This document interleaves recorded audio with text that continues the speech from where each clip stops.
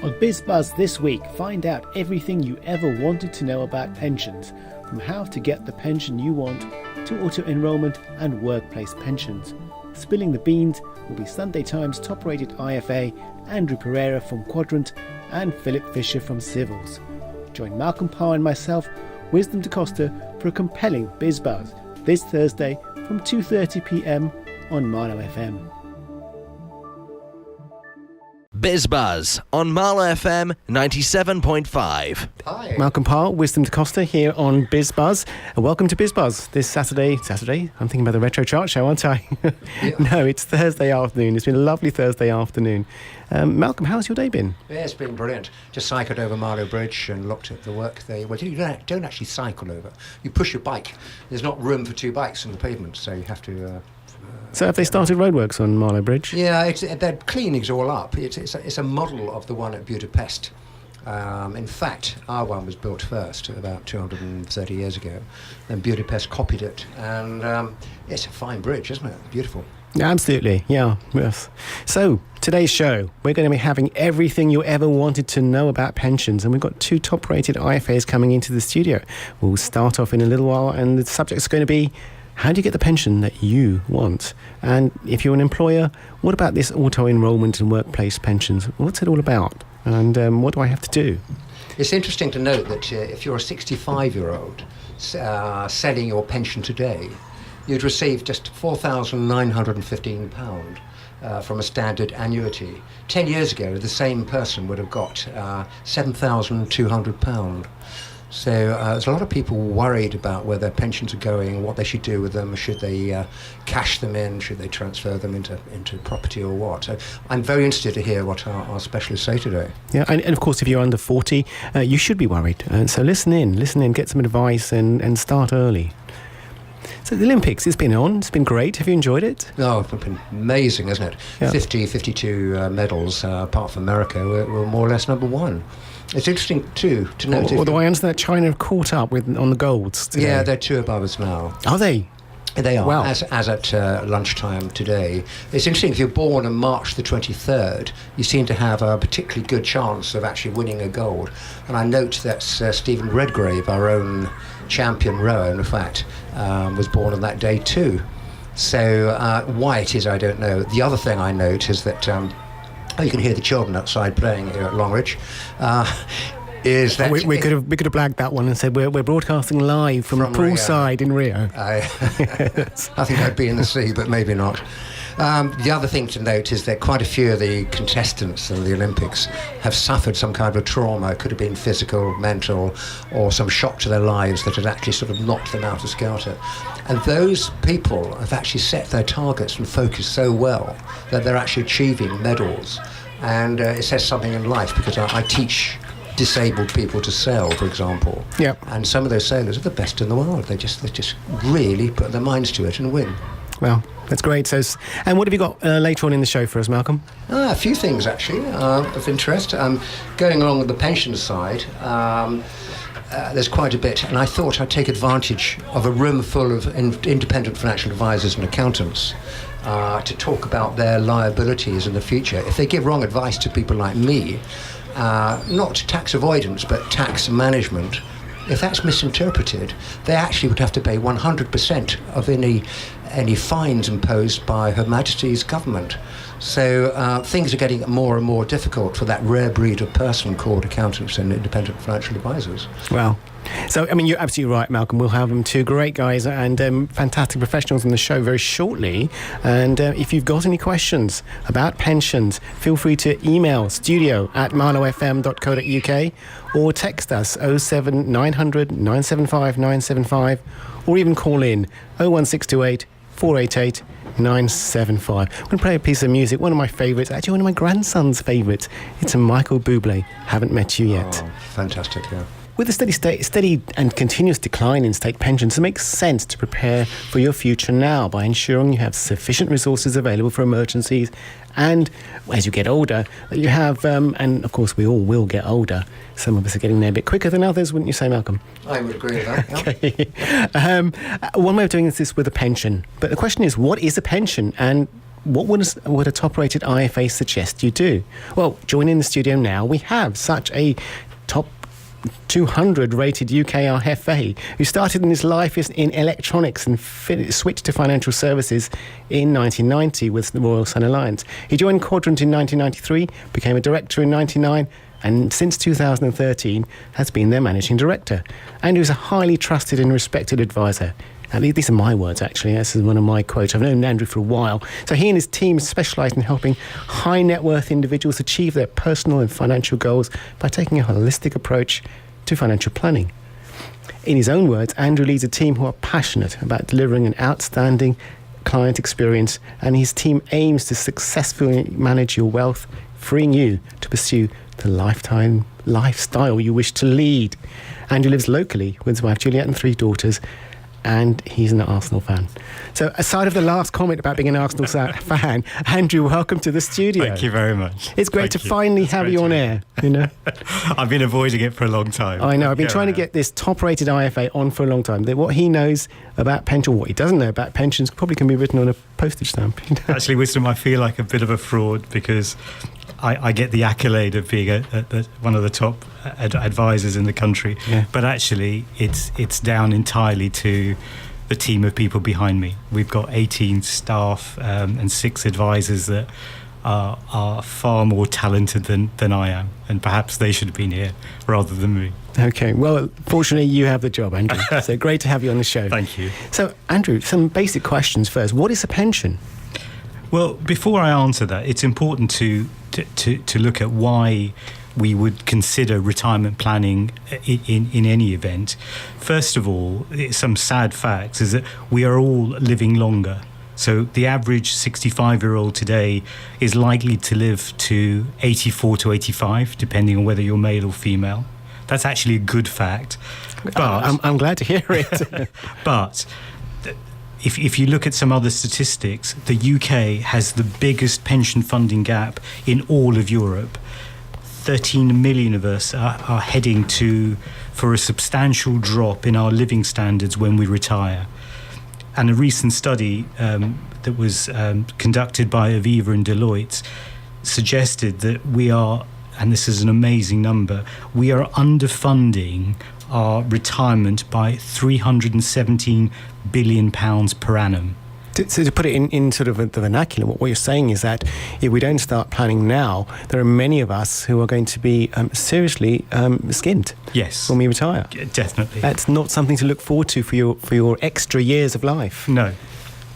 The other issue is that a lot of us have been brought up in a property environment, and there again another study by Royal London headed the downsizing delusion suggests that 3 million of us that plan for retirement using our property by downsizing is going to cause us real problems. And is that in the long term or in the short term? Because obviously the housing market has been inexorably on the increase for decades now. Well, we're perhaps seeing a slowdown, but it's only a slowdown. I think you have to look at it in context of where we are today. If you look at the average detached property price in the UK, it's £310,000. The average semi-detached price is £196,000. So if you downsize just taking into account, ignoring costs, all you're going to do is produce around £113,000 of capital. Is that not enough to last in your old age? Quite simply, if you invested that in a very cautious environment or even an annuity, that's only going to give you £87 a week throughout your lifetime. Wow. If you take that in context with other factors, children are living at home much longer. Where do you move to? Mortgages. A lot of us have interest-only mortgages. There are many dangers surrounding planning or not planning for a retirement. So how much money would you suggest that people do need to have in their pot by the time they retire? Obviously based on today's values, because obviously what that amount will have to increase in 10 years' time. Wow, that really depends on the individual and their circumstances. But typically, I mean, even going back 25 years, even when I started in the industry, we always worked on the basis that people should plan for at least 2/3 retirement income. And what does that equate to as, so supposing so I'm if you were on 30,000, we're saying we're looking for 20,000 as an income stream. What do I need to get 20,000? Right. Well, how much savings do I need for that to get a £20,000 income stream? Well, again, the biggest challenge is what has happened to state pension. Do you want me to cover that? Oh, absolutely. I was going to then ask you, well, why bother? Surely we'll be covered by state pension. Well, again, throughout the time, we've seen dramatic changes in pension, in pension schemes and legislation. The most, I suppose, the biggest change has come into being this year. So in April 2016, state pension changed for all of us. Under the old regime, just looking at the numbers, an individual could theoretically retire on up to £14,700 a year from state pension. Right. That included state pension and second state pension. Okay. The new regime gives everyone a flat £155 a week, which works out to be £8,000 a year. Wow. So, although it's simplified, for many people, it is a downgrading in state pension income. So people are going to need to save a lot more to supplement the pension, the state pension. Quite right. If you take that £30,000 individual, £20,000 is needed in retirement.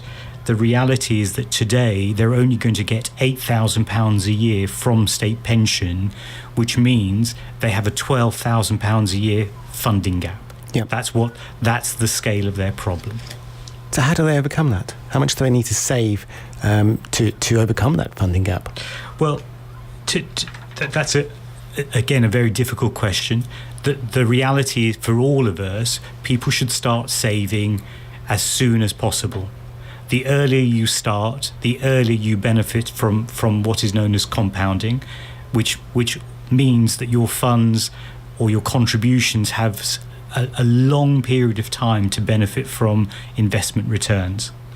Just to give you an idea, if a 20-year-old started off funding £50 a month, achieved 5.5% growth and contributed all the way to retirement, that individual would generate a pension income of just under £1,800 a year. Is that all? Yes, but just remember, Wisdom, that from 65, you're planning to live to 85 plus, and that's how long that pot of money's got to last you. Okay, so if you round that up to, say, £2,000, so what you're saying is that, so that's a 10 times multiple, so people ought to be saving £500 a month for 40 years?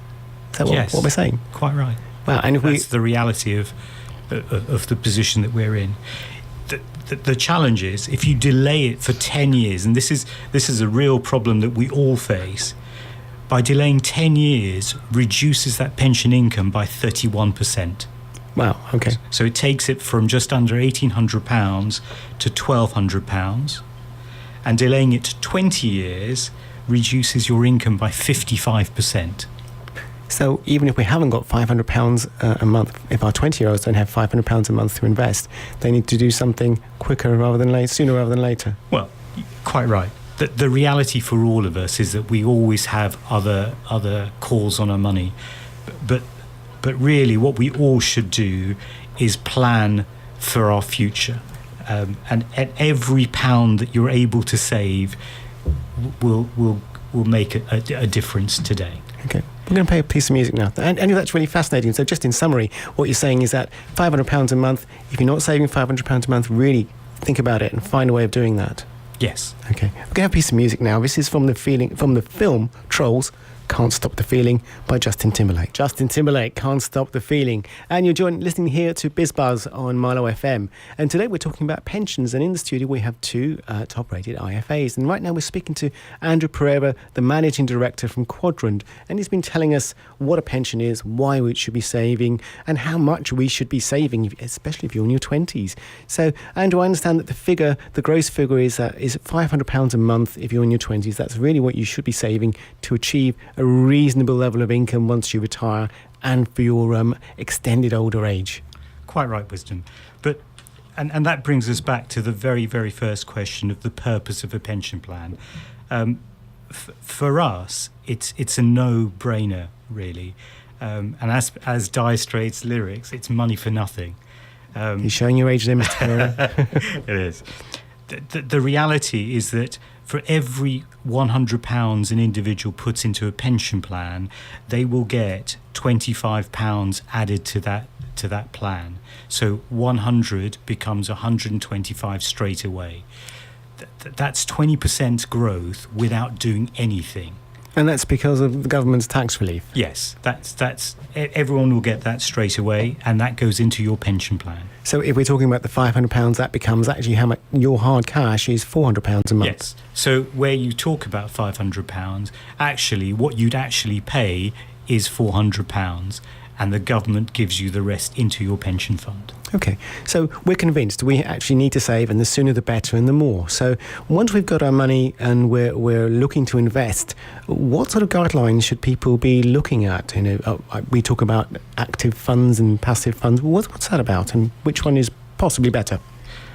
Well, that's a question that perhaps both Phil and I may disagree on, because many IFAs and many investment individuals have different views on investment. For us, it is vitally important that every individual looks to invest in the lowest cost environment they possibly can. What does that mean? Well, whenever you put money into your pension plan or any investment, there will be some form of charge. Some of it will go to the advisor, some will go to the pension provider, some of it will go to the fund manager that actually manages your money, and some of it will be unseen. Our view is that if you look at all those costs, it is vitally important that rather than paying 3 or 4%, you only pay 1.5% or less. So are you saying that although you may invest £400 into a fund which is equivalent to £500 after tax relief, actually you're not going to achieve growth in all of it because your fund provider will take a proportion of that every year? There are two aspects, Wisdom. The first is whenever you invest money, there is always a cost of doing that, because institutions that create and run these need to make money and support you. The reality is that there are two aspects to this. One is cost, the other is performance or investment return. So for us, you must always look at cost, and you must always look at trying to achieve the best investment return based on the amount of risk that you're prepared to take. So we're looking for an investment return which is greater than the charges on the pension scheme? Yes. Okay. So what sort of approaches could people take towards investment? They are hundreds of different types of approaches, but typically you can I suppose segment that into one of two areas, either active or passive. My firm belief is that all individuals, whether you're in your 20s, 30s, 40s or 50s, should invest in a very structured, disciplined way, but only use passive or tracker funds that track the markets. So what you're saying is you should invest from an early age, every month, a regular amount, and then we should use a passive. And what is a passive fund again? Well, the difference between active and passive is that there will be a fund manager that looks after your money in both camps. In the active world, you will have a fund manager that will invest your money in shares, and those shares might be in the UK, in the US or internationally. He or she will pick or try and pick winners. In a passive route, all that you do is you invest in a specific market. For example, the FTSE 100. It's something that's quoted in all the news and papers. The difference is that if that stock market rises by 1%, you get your 1% growth. If it falls, then it falls by that 1%. In the active world, your fund manager, for which you pay more, will try and get you perhaps 2%, or that's what the claim is. And what you're saying is that because it's more risky, sometimes they'll achieve 4, sometimes they'll achieve -5. Yes, quite right. Okay. Then, and on that basis, you have to trust in one of the 6,000 fund managers out there that they're all able to beat the stock market on a regular basis. And your research says? It doesn't happen. Okay. So even one of the greatest investors of all time, Warren Buffett, has said openly that on his death, his wife and all the charities that he invests for should just follow the stock market. Wow. Managed in a passive way. And this is the sage of Omaha talking. Yes. Okay. So we're clear then it should be, well, from your perspective, Philip may differ. We'll come to Philip a little bit later on. It's a passive investment. So you're looking at a scheme which follows, for example, the FTSE, and it's likely to have greater returns over a period of time. And because it's a passive, there's no active fund managers, so you'll have lower costs. Quite right. So the difference in cost typically can be up to 2.5% to 3% in an active world, and up to about 1.5% in a passive world, both taking into account the advisor fees. Okay, that's very interesting. And how do you work out what these hidden charges are, which you talked about earlier on? All charges most of the charges are disclosed by the advisor and the institution. They are, however, hidden costs that are called turnover, which are not declared. There is a movement within the industry to get those fees disclosed, but as of yet the FCA have not agreed for that to happen. We'll have to park that question for now, and we'll put that one to Philip as well when we look at auto-enrollment to see whether within the fund available for auto-enrollment and work-based pensions there is something covers this aspect of risk and uncertainty. Now, what happens post-retirement? Are there limits that in terms of investing up till retirement, and then what happens post-retirement? The great thing about pensions is that you're able to make contributions and get tax relief in your early years. For me, the biggest downside over recent years is that there is a cap on how much money you can accumulate in your pension fund. That's called a lifetime allowance. And today, that cap is £1 million. What would a pension of £1 million buy you? Well, I mean, not buy you, sorry. How much of an income would that give you? Would that give you about 20,000? Actually, in reality, it's between £30,000 and £35,000 a year if you take into account spouses' benefits. So it's not millionaire type funds we're talking about. It's just ordinary person type funds, really, isn't it? Yes, a lot of people will be caught by this. So anybody who wants a richer lifestyle, which if you've earned it over the years through your contributions towards society, they perhaps have some problems. Yes. For us, retirement planning is not just about pensions. It's about taking a very holistic view about all your investments and all your assets to enable you to generate a living income, whether that requirement is 50, 100, 20, that's what we do for clients. Okay, Andrew, thank you. We're going to take a little break now because you've given some great information, some great food for thought. We're going to go to listen to Major Lazer and Cold Water. And today we've been talking about pensions this afternoon. We've had a great information. I mean, I'd recommend that you listen back to this programme and to some of the advice that Andrew's been giving about pensions, the sort of amount of money you need to put aside and how much you will need to save for in retirement. Now, Andrew, are there any changes and deadlines coming up that people need to act on? Yes, Wisdom, they are. The £1 million lifetime allowance that I talked about, actually, this impacts on so many people, whether they know it or not. So if you are a member of a final salary scheme, perhaps you're a teacher, a doctor, dentist, civil servant, working in the NHS, you may be caught out by this, and you do need to apply for what is known as either fixed or individual protection. This will ensure that because the allowance has come down, you're able to protect that allowance at a different level. Now, how will they apply for this?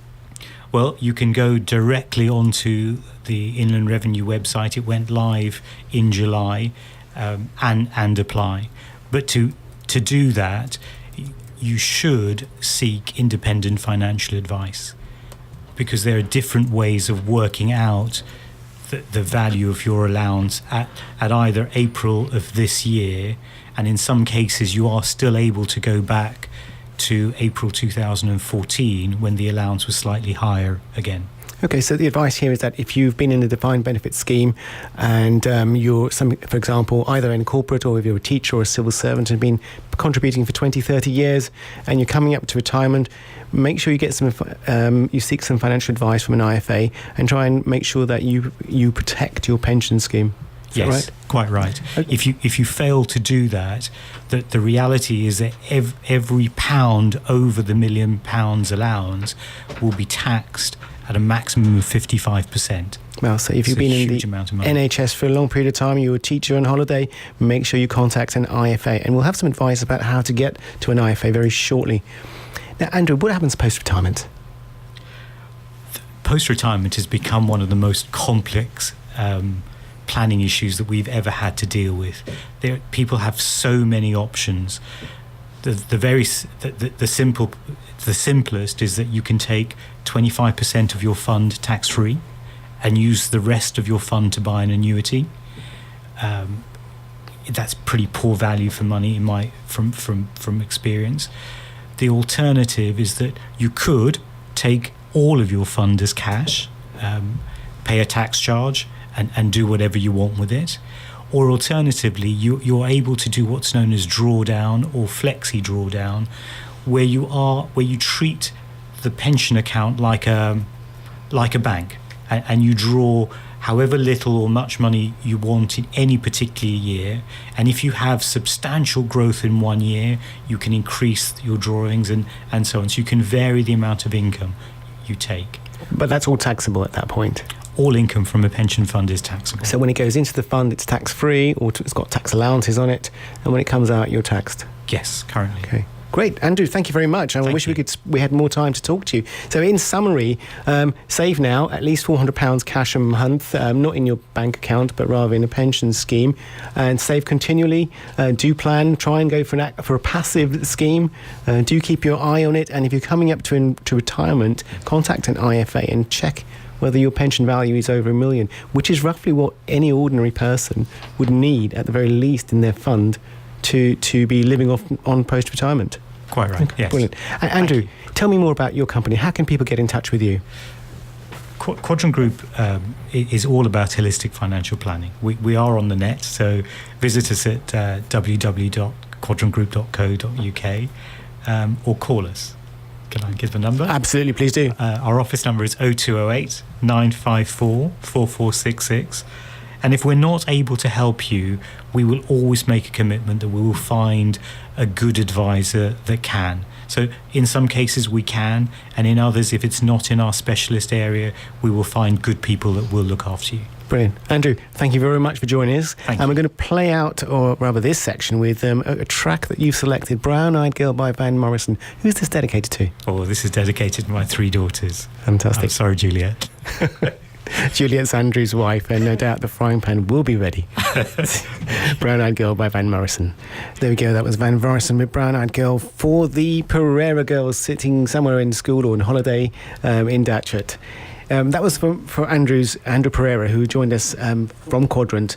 Now, moving on, we're actually going to be talking about auto-enrollment and workplace pensions. And don't forget, if you want to give us send in any questions for Andrew or for our next guest, Philip Fisher, you can email studio@marlowfm.co.uk.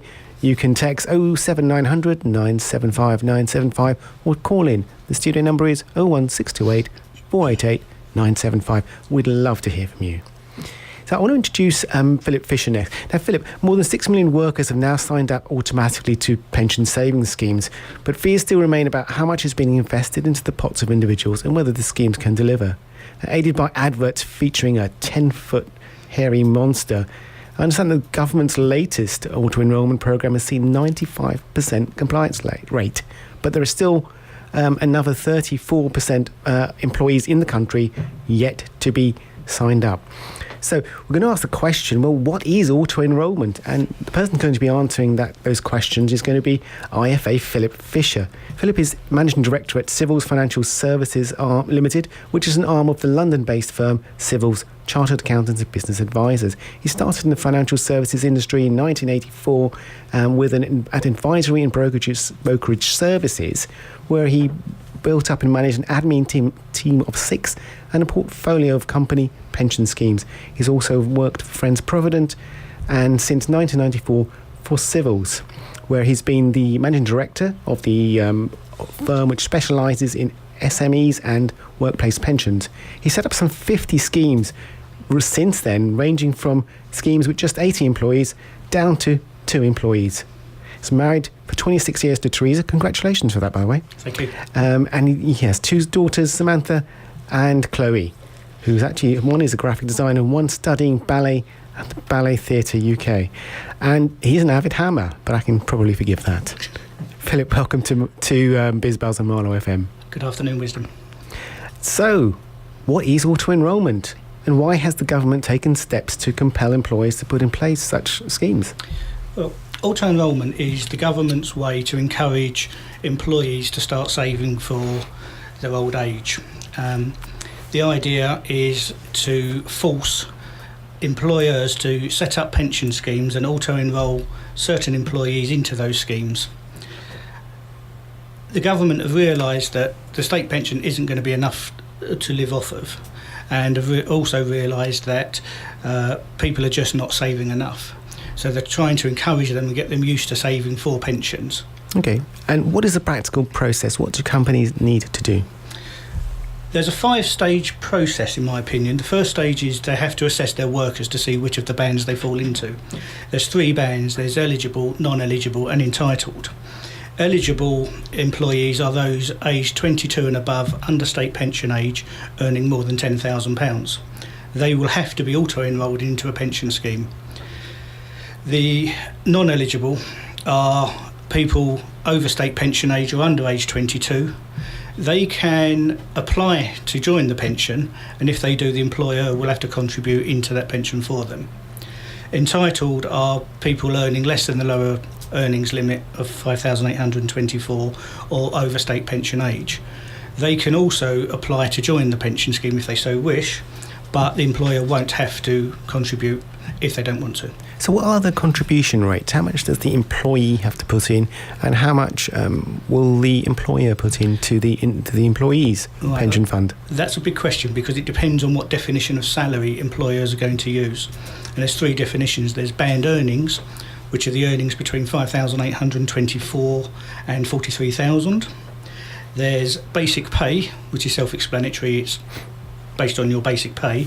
And there's total earnings, which is basic pay plus overtime plus bonuses. To be honest, there's not many employers going down that route. It's the band earnings and the basic pay that are the most popular. So it's not just about the contribution rates, which I believe are 3% and 5%, is that right? It depends on which definition of salary you're using.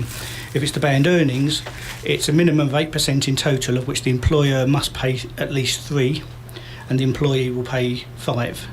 If you go down the basic pay route, it's 9% of earnings, of which the employer must pay 4 and the employee 5. So it looks like in both cases the employee pays 5% and then the employer tops it up to whatever they are possibly compelled to. That's right. Will the employer's rates go up, or will it always be that level? At the moment, there's no indication they're going to go up.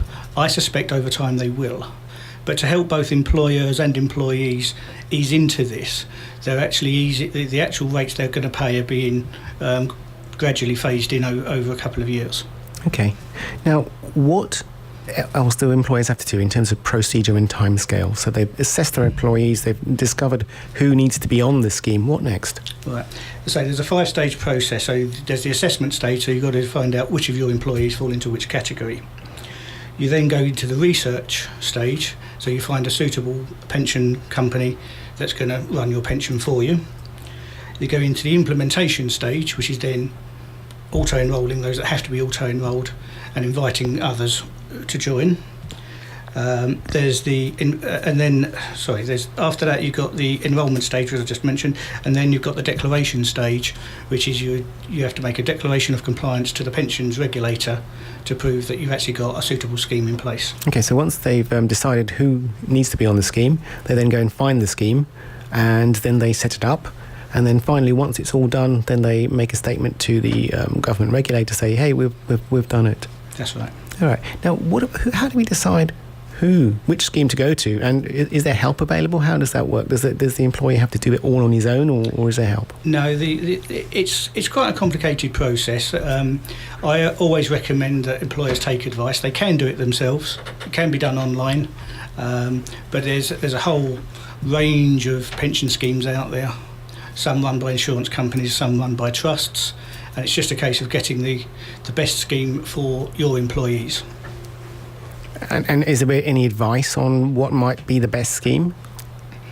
What principles might employers want to follow? You've got to look for a scheme that's cost competitive, offers a range of funds that suit the employees. So this could be active or passive? Active or passive. You could have lifestyling funds where the younger employees, their money's invested in more stock market linked investments, and as they get older they phase out into gilts and bonds. Employees might have ethical views as to how they want their money invested, so make sure that there's an ethical fund available. Okay, so it's costs versus the type of investment platforms or the profiles that the fund might actually have available for the appropriate employees. That's right. And any other key points that employees need to watch out for in a fund? Yeah, I mean, you've also got to look at financial strength. We're looking at long-term savings here, so we could be investing for 40 years in some cases. So we need to be fairly safe and secure that the company's going to be around when it comes to pay out the pensions. And that's a good point. Are there any guarantees provided by the government for people who invest their money through auto-enrolement? I mean, are the pension funds guaranteed, or...? There's no guarantees as such, but if you go down the insurance company route, the investments are covered by the Financial Services Compensation Scheme. If you go down the trust-based route, each individual's pot is ring-fenced, so no third party can have a claim on that pot. Okay, so some interesting points there. And what does are there any interesting points that employees need to be aware of? Is there a staging date? When do they have to do this? Yeah, and the staging date started in April 2012. And what does that mean, staging date? The staging date is the date by which you have to have your pension scheme in place. Any particular employer? Yeah, and it's based on the size of your company. The larger companies were auto-enrolling early on. We're now down to the small, medium-sized companies. This is the busiest time for auto-enrolment. Okay. And how do you know when your staging date is? The employers would have received letters from the pensions regulator. The first letter would have come out about a year before staging date, just saying now's the time to start thinking about it. You get another letter about 6 months before staging date saying you really ought to be putting something in place by now. And then you get a letter nearer your staging date to say, what have you done? And then you get a final letter after your staging date telling you what your declaration of compliance date is. Okay. Now, the one thing I would say to all employers, please do not ignore these letters. Okay. They are important. All right. So any advice for employees? Yeah, the employees, it's a tricky one because, as we mentioned with Andrew, it comes down to affordability and how much you can put in. As Andrew quite rightly said earlier, the state pension is £155 a week, so employees are going to be going from earning whatever they're earning to £155 a week or £8,000 a year almost overnight, and that's going to be in most cases a fairly significant drop in income. Okay. So start planning early. Okay, and can they top up? Yes, So can they add extra above the 5% to make it up to, say, the £400 or £500 that they need to be saving each month? Yes, of course. The 5% are the minimum contributions that have to be paid by the employer and the employee.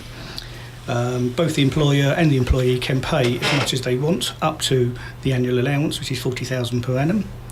But again, it's down to affordability. But the earlier they start, the better. and the more they can put in, the better. Okay, excellent.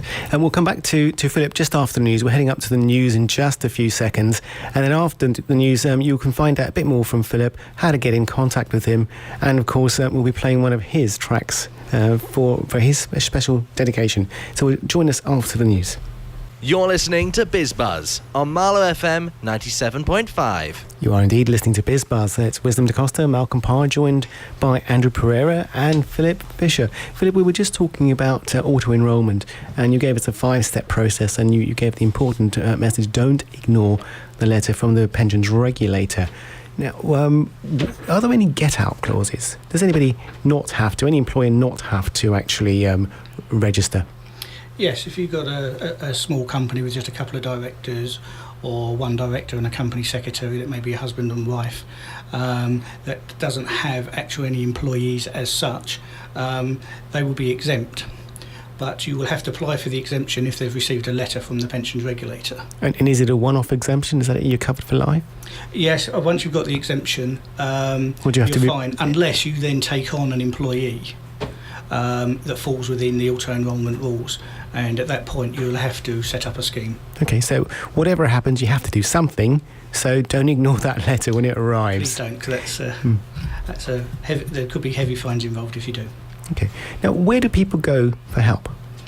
The pensions regulator website is a very good starting point. It's got a lot of information on there.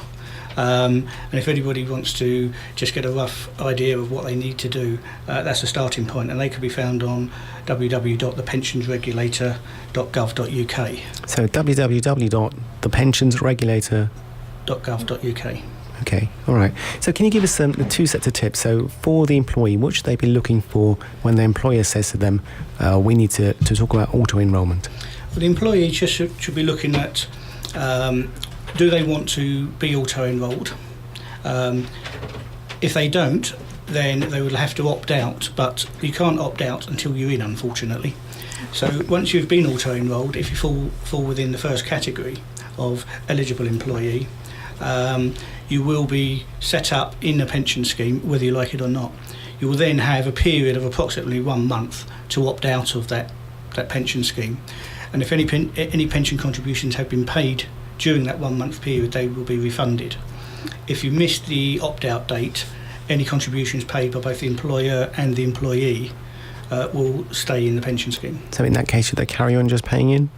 I would obviously recommend people do carry on paying in. But as I said earlier, it's got to be affordable. Okay, and for employers, what advice would you give them? Employers, so the first bit of advice, please don't ignore that pensions regulator letter. Start the process as early as possible, and the more time you give yourself, the better outcome you're going to have. And then pick a scheme that's going to suit your employees' needs. Okay, and how can people get in touch with you, Philip?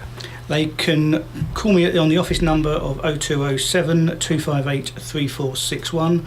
Alternatively, email me, that's Philip with a double L, at Civvals, CIVVALS.co.uk. Do you want to repeat both of those again? Yeah, the telephone number 020 7258 3461, or email Philip with a double L, at Civvals, CIVV for Victor, ALS.co.uk. Great. That was Philip Fisher, Managing Director from Civvals Financial Services Limited. Philip, thank you for joining us on the show. We're going to play a piece of music for you, which is that's Somebody That I Used to Know by Gotcha. Who's this dedicated to? This is just dedicated to my family and my friends. Brilliant. Gotcha. Somebody That I Used to Know. That was a dedication for Philip Fisher's family. And we've been talking about pensions, lots of things about pensions, about auto-enrolment. What do companies need to do? If you're an employee and your employer is auto-enrolling you, what should you be looking out for? And of course, underpinning all of that was some great sound financial advice and information from Andrew Pereira. So I absolutely suggest you re-listen to this programme, this broadcast, in the next few days and pick up all of those nuggets that these two eminent gentlemen have provided. What did you think, Malcolm? I should play it while I'm sleeping tonight, I think. There's a lot to learn from that. It's given me a bit more confidence about pensions. I mean, there's been so much negative talk recently that I've lacked that confidence, and I note that someone with a fund of money nowadays earns about 2/3 of what he would have earned 10 years ago. And I wonder about the future. But where I'm sort of encouraged really is that you don't have to snap out your pension. You've got a number of options, and both Philip and Andrew sort of talked about those issues. And I think now, if I was going to take a pension out in the next 5 or 10 years, I think definitely I would try and boost that pension. Not only my works pension, if you like, or private pension, but also the pension I get from retirement age from the government. Because Can you boost that pension, Malcolm? Yeah, you can. How do you do that? You pay a bit more money in. I'd need one of the two esteemed gentlemen to sort of advise me on that, but I know you can, and I know there are limits, but it's protected at the moment by a tripartite sort of approach. So at the moment is benefiting by a 2.5% increase per annum, with a lot of criticism, and I've got a feeling that that's going to be destroyed in the very near future by some rather jealous people. Okay, so just as an open question, does anyone know how to actually contribute towards to top up your government scheme? Yes. This is Andrew, by the way. A colleague of mine, Andrew Hearn, has written a fantastic blog, and I would suggest that people look at it on our website.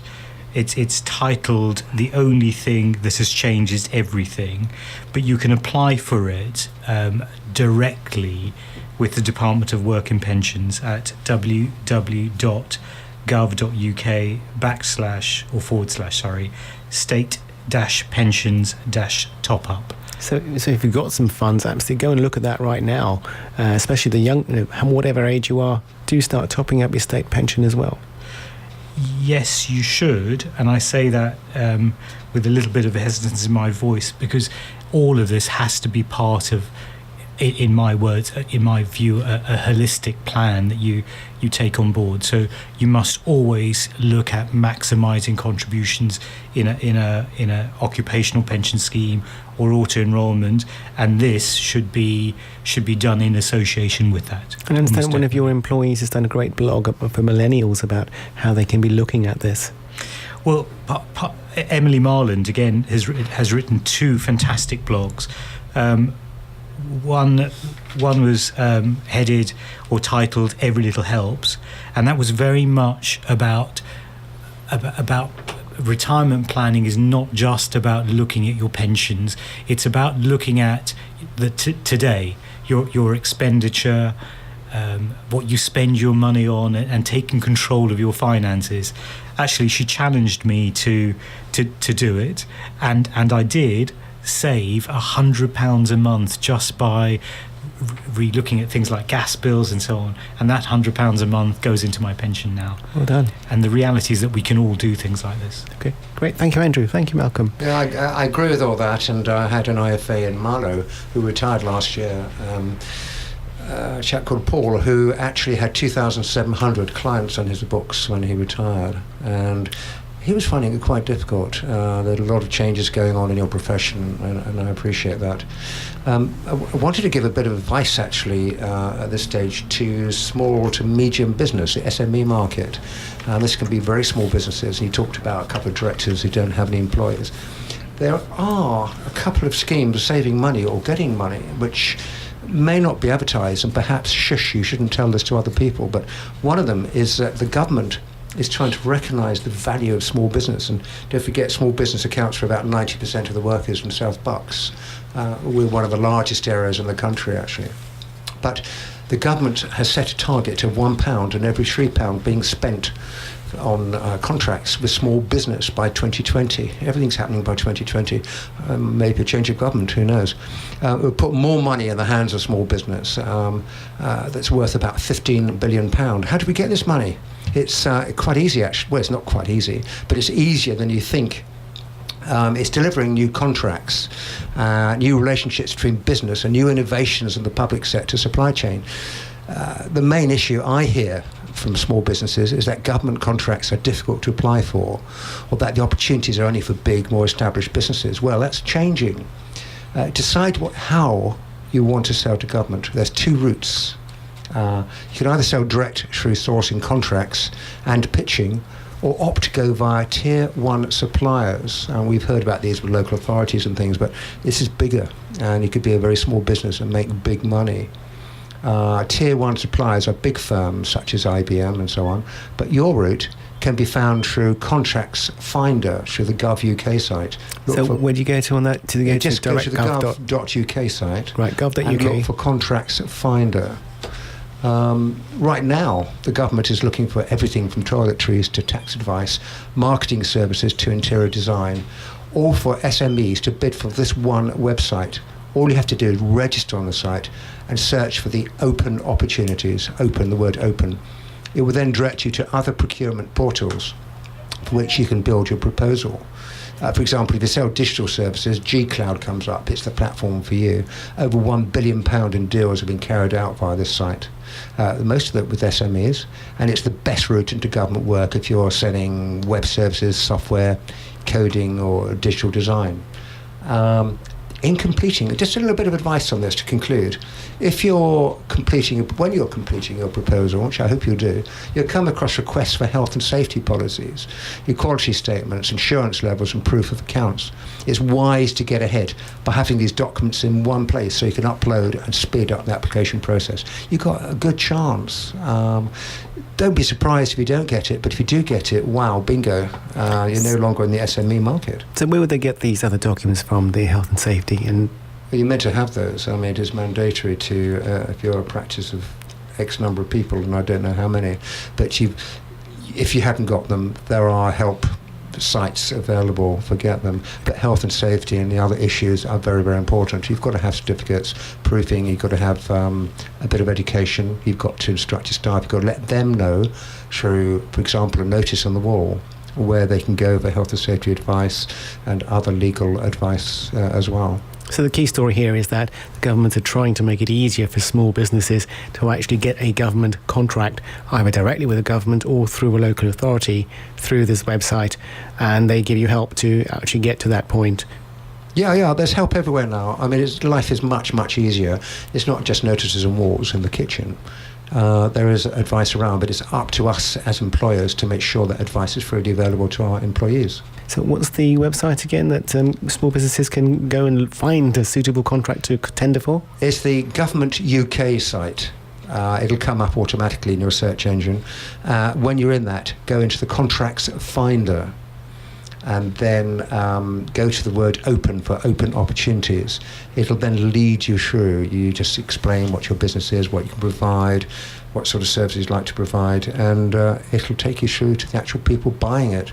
And the government has pledged to give at least a third of its payouts to small businesses in this way. It's a big, big thing. So if you're listening and you're SME, go for it and write in and tell us how you did. And for you, for anyone looking to invest in a pension scheme, and of course for everyone getting their A-level grade, whether you did as well as you thought or you didn't, here's Yaz with a bit of advice. The only way is up. There we go. Some advice for everybody out there, whatever your exam results were today, whether they were good or whether they were not so good, whether your pension pot is at $1 million or whether it's not and you're working up to it starting from today, whether you're a business about to go onto the YouGov website to actually participate, tender for a government contract. Remember, the only way is up. I was laughing there because Malcolm was doing a little jig. At least I think I couldn't call it a dance, really, Malcolm. It was a jig, wasn't it? Well, yeah, sort of, yeah. Okay. So, Malcolm, aside of the Olympics, what's going on in the world today? Cycling to the studio has got me active. Apart from the Olympics, which is obviously taking out all our minds, really, one little thing worth noting if you're a small business, and we've been talking about small business, I mean, small can be large too, it can be 10 or more people. More than 1 million small businesses will be spared the burden of posting tax returns online every 3 months. Don't we talked about that a month or two ago? I think it's a horrific idea, I really do. Absolutely ridiculous. It's going to be announced, actually, I say tomorrow, I think it's today, actually, this afternoon. The Treasury is pressing ahead with plans to shift companies' tax filings onto the internet, which most things are at the moment. I had a message on the internet this morning from the post office, and it said, congratulations, 65% reduction in your interest being earned on your account. So qualified by the words congratulations, was it? That's my imagination. Right. It didn't even say sorry, it just said we're letting you know because we have to let you know. Anyway, the tax returns. It's an initiative that had been opposed by small businesses. It was absolutely amazing, and you as an accountant, Wisdom, must have seen that from many of your clients as well. I do have great concerns about that whole process, not because it's a great idea to put everyone online, of course, but if then you cut out the accountants who advise you and help you pay the right amount of tax and structure things appropriately, then you're not going to get it right, or rather you won't get it right for your benefit. HMRC are the ones who are going to be the winners by taking more tax from you. We're here for our customers, first of all, otherwise we wouldn't be here. I mean, the government is also said to be deferring digital record keeping and quarterly filing with HM Revenue and Customs for a further cluster of small companies. And business groups have welcomed this move, as you quite rightly said. They've all been opposing it. Removing small businesses and the self-employed with modest turnovers altogether from the proposals would mean that half of the UK's 5.4 million small companies would not be affected. The offer of direct financial assistance and a longer lead-in time will also help, is how Mike Cherry, chairman of the Federation of Small Businesses, responded. You mentioned earlier the A-levels, and of course A-levels today, and I think next Thursday is the O-levels. Or GCSEs. It's just that, yes, I know one or two people who have been waiting for results, and it's interesting that more women have been getting A-star than men, and more women are filing for university than men. I don't want to sort of start a sexist argument, but the thing about women and business is changing daily, and on our next time we get together, I've got one or two people who are actually campaigning and working for women in South Bucks particularly, to show them perhaps that any pitfalls were left in terms of getting to the chairman's post or top director's post. So Malcolm, are you saying that actually we can have, because I've got some great stories about women in business and encouragement for them, or could we have a whole show on this? Absolutely, please. So you've got 14 days to help me get that to go. Fantastic. You heard it here first. Our next show, make sure you're tuning in 2 weeks' time, in early September, when Malcolm will be leading the way and we'll be talking about women in business with lots of very helpful, useful advice, and some from the ladies themselves. Yeah, absolutely. Women are sort of no longer a sort of second chair on the board. They're in many industries, and I worked for some incredible women in my time, and I've learned a lot from them too, of course. Fantastic. Okay, so we're just about at the end of the show now. What are your plans for the week? I wish I'd had warning of that one. It changes daily, really. It depends on the weather forecast. We've got some really strong winds coming at the weekend, so I won't be sailing. In fact, the Met Office has issued a weather forecast warning that we're going to have strong gales, and that's speeds of more than 40 knots. It's probably gusting about 60, 65 knots. Okay, so you're not sailing? No, definitely not sailing. So I should be walking and just catching up on chores, really. Okay. And you? Great. Well, you know what? We've got bees, and you know, we've had them since early July, a bit late in the season. Absolutely loving that whole process of looking after the bees, or actually managing them, because of course bees have been around for a bit longer than perhaps humans, and they manage themselves perfectly well. Are they making honey? Well, whatever honey they do make at the moment, we're going to let them have, because we've started so late in the season. They need a certain amount of stores to get through the winter, so that they're in a stronger position next year to actually then generate enough honey. Basically, the more bees you have, the more honey you get. Sounds like a pension fund to me. A pension fund, okay. Perhaps.